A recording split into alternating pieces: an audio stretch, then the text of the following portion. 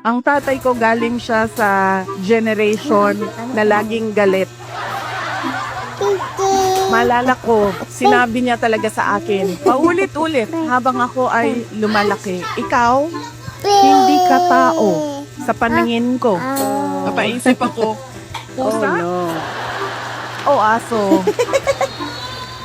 Hindi ka tao sa paningin ko kung hindi ka abogado o doktor.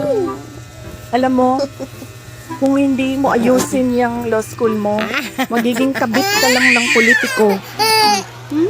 Pwede ka mag-aral ng mabuti, magiging halaman ka lang dyan sa gilid. Ganyan yung force by which he emphasized into my brain that I need to become a lawyer.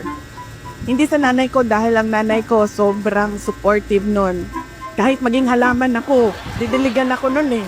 Ganyan kabait ang nanay ko.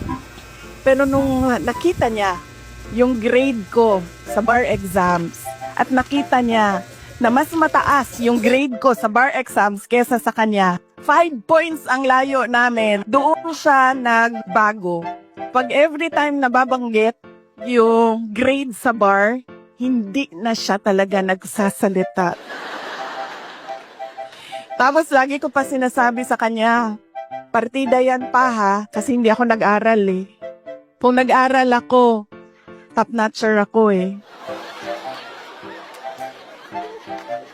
So ngayon, tao na ako, buong tao na ako sa paningin niya.